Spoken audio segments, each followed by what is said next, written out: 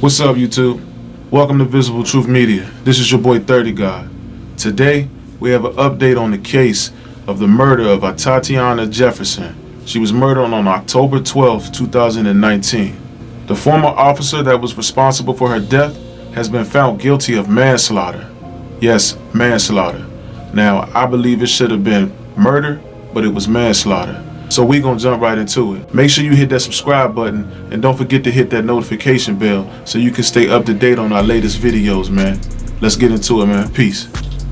I fired a single shot from my duty weapon.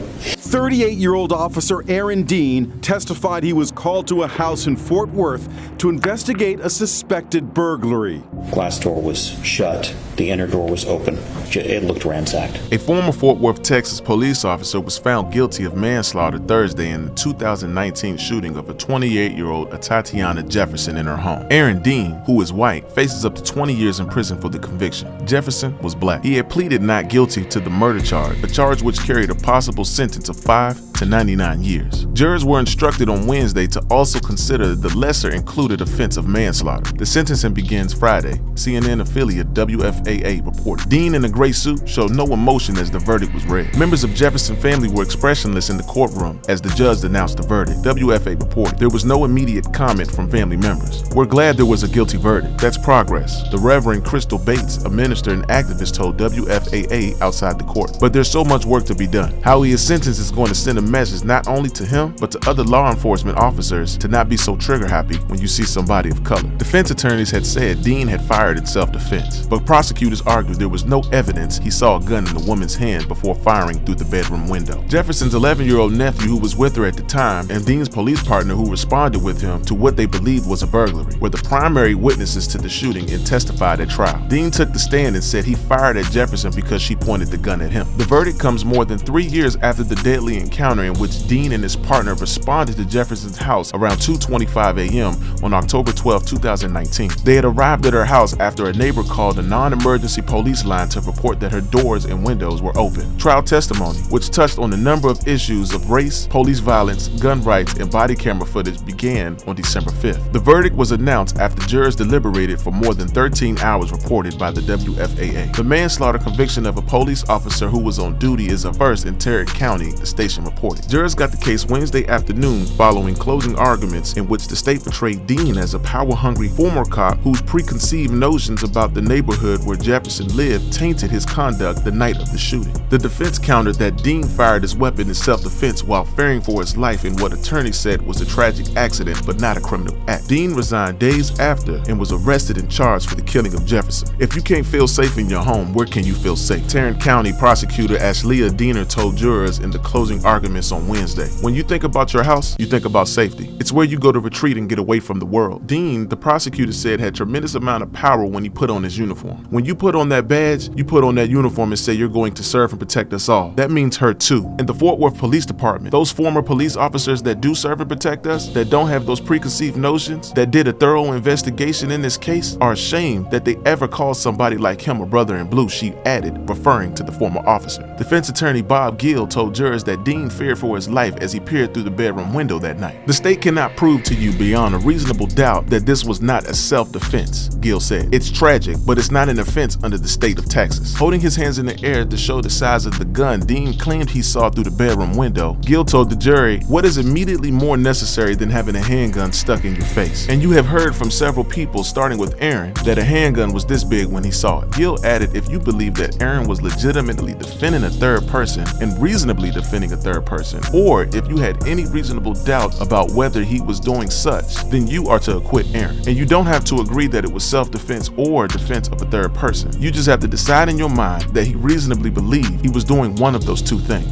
Dean testified Monday that he fired at Jefferson because she pointed a gun at him. As I started to get that second phrase out, show me your hands, I saw a silhouette, the former officer said. I was looking right down the barrel of a gun, and when I saw that barrel pointed at me, I fired a single shot from my deputy weapon. Dean said he had his weapon out because he believed the home had been in the midst of being robbed. He fired at her through the window because he was taught to meet deadly force with deadly force. We're not taught that we had to wait, he said. In cross-examination, however, Dean admitted that many of his actions that night were bad police work, including firing without seeing her hands or what was behind her, failing to tell his partner he saw a gun and rushing into the home without fully ensuring it was safe. You've got another fellow officer from the Fort Worth Police Department entering a home which you have determined to be a burglary in progress with the possible armed assailant. And you didn't think to tell your partner, hey, there's a gun inside, Prosecutor R. Dale Smith asked. No, Dean said. You didn't think to tell her, hey, I saw somebody with the gun, Smith asked. No, he said. Dean's testimony is pivotal in the trial, which also featured body camera footage of the shooting and testimony from primary witnesses Dean's police partner Carol Dutch and Jefferson's 11-year-old nephew. On the stand, Dean described the silhouette he saw as being bent over, facing the window with upper arm movement. He grew emotional as he spoke about the moments after he shot Jefferson. I observed the person that we now know as Miss Jefferson. I heard her scream and I saw her fall like this, Dean said, gesturing in a downward motion, and I knew that I had shot a person. He said after firing the shot, he tried opening the window to render aid but couldn't get it open. So they ran around the front door and then entered the home. He and Darts went into the bedroom and saw a child there. I'm thinking, who brings a kid to a burglary? What is going on? Dean asked. Bullshit. The prosecution's first witness was Zion Carr, who was 8 years old in the bedroom with his auntie when she was shot. Now 11, the boy testified that he accidentally burnt hamburgers earlier that night, so they opened the doors to air the smoke out of the house. He and his aunt were up late playing video games when Jefferson heard a noise outside and then got up and went to her purse to grab her gun, he testified. He did not see her raise her firearm towards the window, he testified as well. Zion said he did not hear or see anything outside the window, but he saw his aunt fall to the ground and start crying. I was thinking, is this a dream, he testified. She was crying and just shaking. Prosecutors also called to the stand Dean's police partner Darch, who testified she was with Dean when they started to investigate the home. She said she believed the home was being burglarized because 2 doors were open, lights were on inside, cabinets were wide open, and things were strewn about the living room and the kitchen area. She had her back to the window when Dean began to yell out commands for Jefferson to put her hands up, she testified. Darch said she started to turn around, heard a gunshot, then looked over Dean's shoulder and could see a face in the window with eyes as big as saucers. She testified she did not see Jefferson holding a gun